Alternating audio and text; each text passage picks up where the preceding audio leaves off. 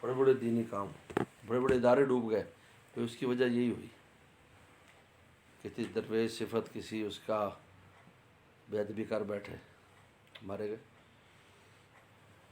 اس سے کیا ہوتا ہے؟ آج تک ہم نے کسی شہرت کی بنیاد پر کسی کو نہیں بنایا، ہم اپنی بنیاد پر بناتے ہیں، بھئی اس کے آنے کی ہمیں برکت ملے۔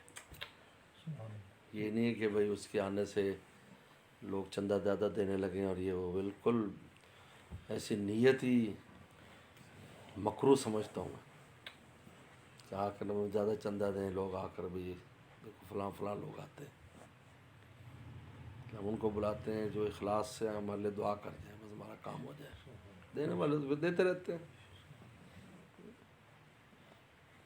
اس لیے جب سے ادارہ بنا، عمومی چندے کا، جلسے میں چندے کا رواج ہی نہیں ہمارے یہاں، سب علماء کو پتہ ہے، بالکل نہیں۔ آؤ کھاؤ پیو جاؤ، بیان بھی سنو، روٹی بھی کھاؤ جاؤ، یہ دینے والے دے رہے ہیں، لیکن جن کو بلایا ہے ہماری بھی نیت ہے کہ ان کی برکات ہمیں حاصل ہوں، اور ان سے ہمیں بھی نفع ہو اور مخلوق کو بھی نفع ہو۔ لیکن بہت سے ہمارے علم دوست لوگ جو نا، وہ تشہیر شہرت پر چلے جاتے ہیں۔ تو مولانا رومی نے لکھا ہے کہ ہر جنگل کو خالی نہ سمجھو، ہو سکتا ہے اس میں شیر بیٹھا ہو، لباس کو ایسے نہ سمجھو تم کہ وہ ایسی ہے، ہو سکتا ہے اس کے ساتھ کتنی چیزیں منسلک ہوں، آپ اس سے محروم ہو جائیں ان کا دل دکا کے۔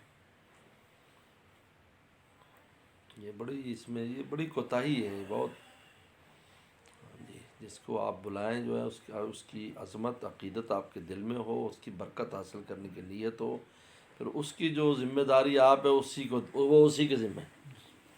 یہ نہیں کہ بارود کو اور مشہور آ گیا تو اس کو لگا دیا اور اس کو سائڈ پہ کر دیا، ان کا جی چلو جی یہیں، یہ کیا بات ہے؟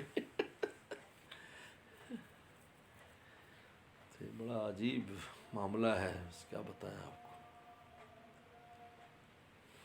بہرحال ان کو متنبع کر دینا کہ پہلے ڈیوٹی بتا دو کیا ہے، بیان ہے